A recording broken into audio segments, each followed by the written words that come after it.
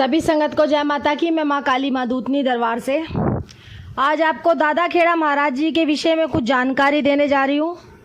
किस प्रकार से दादा खेड़ा महाराज जी का भोग प्रसाद निकाला जाता है, किस प्रकार से इनकी सेवा आराधना की जाती है। तो हर गांव में, हर शहर में दादा खेड़ा महाराज जी के नाम से छोटे छोटे मंदिर बने रहते हैं। आपने देखा होगा अक्सर वाइट कलर के मंदिर जो होते हैं, जिन पे सफ़ेद कलर की टाइलें लगी रहती हैं, और जहाँ विवाहिक जोड़े को लेके मत्था टिकाया जाता है शादी के बाद, तो वो नगर खेड़े महाराज जी के नाम से जाने जाते हैं।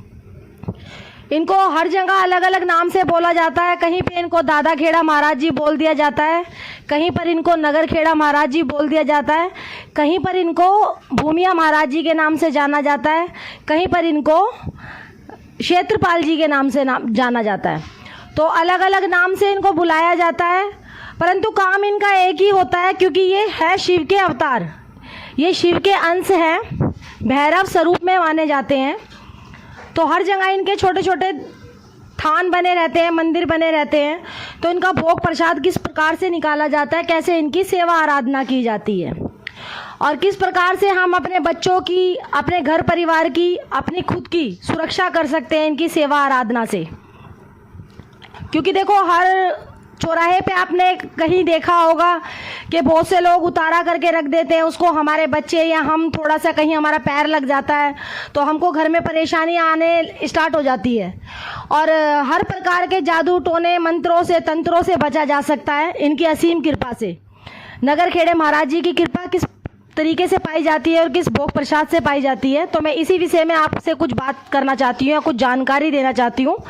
तो बता दिया जाए कि नगर खेड़े महाराज जी का भोग प्रसाद क्या लगता है और कौन से दिन पे लगता है। तो इनका जो भोग प्रसाद का जो समय होता है, इनका शाम के टाइम होता है या फिर सुबह के टाइम होता है। दोपहर को इनका भोग प्रसाद नहीं जाता है। जो दादा खेड़ा महाराज जी का भोग प्रसाद होता है, आपको 1.25 मीटर का सफ़ेद कपड़ा लेके जाना है, 5 पतासे जाएंगे, या सफ़ेद कलर की कोई सी भी मिठाई लेके जा सकते हो आप, पेड़े ले जाओ या खीर बना के ले जाओ, और कच्ची लस्सी से इनको स्नान कराना पड़ता है। जैसे पानी में थोड़ा सा दूध डाल लो, उसमें थोड़ी चीनी डाल लो। एक आपका चौमुखा दीपक जाएगा, जो आटे का दीपक होता है उसमें आपको देसी घी का दीपक जाएगा, तेल का नहीं जाना है। तेल का दीपक बिल्कुल नहीं लेके जाना है, घी का दीपक जाता है दादा खेड़ा महाराज जी के इधर जाके। आपको ये लगाना है 3 रविवार आप ये उपाय करके देखो।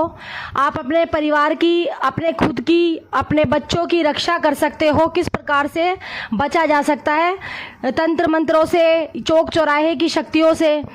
क्योंकि आप दादा खेड़ा महाराज जी को मना के चलोगे, उनकी सेवा आराधना करके चलोगे, तो आपको किसी भी प्रकार की कोई भी शक्ति हानि नहीं पहुंचा सकती है।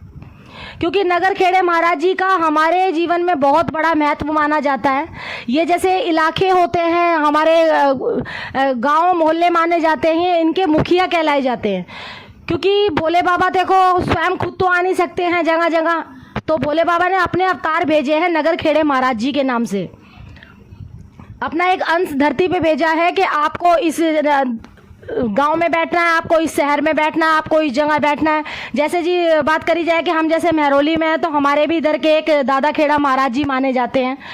अगर आपके इधर कहीं दादा खेड़ा महाराज जी का मंदिर नहीं है, या कहीं उनकी भूमि नहीं बनी हुई है, कहीं इनके थान नहीं बने हुए हैं, तो इसमें कोई इतना ज़्यादा घबराने वाली बात नहीं है। क्योंकि भोले बाबा के अवतार माने गए हैं। आप शिवलिंग को भी सींच सकते हो जाके। आप 3 रविवार जाओ, शिवलिंग को कच्ची लस्सी से स्नान कराओ। सफ़ेद कलर का आपको 1.25 मीटर का कपड़ा लेके जाना है, एक आपका घी का दीपक जाएगा। आप 3 रविवार शिवलिंग को भी सींच सकते हो, और आपने घर की, अपने खुद की, अपने परिवार की सुरक्षा कर सकते हो। तो भोले बाबा के आशीर्वाद से ये दादा खेड़ा महाराज जी ही बैठे गए हैं, और दादा खेड़ा जी महाराज जी के आशीर्वाद से आप अपनी खुद की रक्षा कर सकते हो। तो इस प्रकार से दादाजी महाराज जी की जो होती है सेवा आराधना होती है, छोटी सी वीडियो के माध्यम से हम आपको जानकारी पहुंचा रहे हैं। अगर आपको हमारी चैनल पे थोड़ा सा भी कुछ बात सत्य लग रही है, क्योंकि देखो जी, हमने ये जो वीडियो बनाई है, हमने किसी यूट्यूब से नहीं उठाई है, ना ही हमने किसी गूगल से उठाई है, ना ही हम किसी की सुनी हुई बात कर रहे हैं। क्योंकि हमारा खुद का अनुभव है, हम जो भी बात बोलेंगे सत्य बोलेंगे, और ये सत्य घटना ही है जो हमारे साथ हो रखी है। हम जिन चीज़ों से निकले हुए हैं, किस प्रकार से हमने पूजा भक्ति के लेवल पे हम पहुँचे, एक साधारण सी भक्ति करते करते। क्योंकि गुरु के बिना देखो ज्ञान अधूरा होता है। पहले इतना ज्ञान हमको भी नहीं था। अब हम गुरु तत्व से जब से जुड़े हैं तो हमें भी थोड़ी थोड़ी चीज़ों का, छोटी छोटी चीज़ों का अब आगे से आगे पता चल रहा है। हम गुरु के आदेश पे ही हम आपको ये वीडियो में थोड़ी सी कुछ बात बता रहे हैं, क्योंकि हमारे गुरु ने ही हमको आज्ञा का, हम अपने गुरु के आज्ञा का पालन कर रहे हैं। हमारे गुरु ने ही हमको आदेश दिया है कि जिस प्रकार से हम आपको ज्ञान दे रहे हैं, आप आगे ज्ञान दो। जो बच्चे दुखियारे हैं, जो मतलब मंदिरों में नहीं जा सकते, किसी गद्दी चौकी पे नहीं जा सकते हैं, वो खुद का, अपना और अपने बच्चों का कैसे बचाव करें, तंत्र मंत्र से, चौक की शक्तियों से, जो मतलब, क्योंकि ऐसा होता, देखो जी, जो नगर खेड़े महाराज जी जो होते हैं, ये एक गांव के मुखिया कहलाए जाते हैं। इनकी आज्ञा के, इजाज़त के बिना कोई भी शक्ति प्रवेश नहीं कर सकती है। किसी भी चौक चौराहे को अगर उलांग के कोई भी चीज़ आएगी तो पहले नगर खेड़े महाराज जी के पास जाएगी।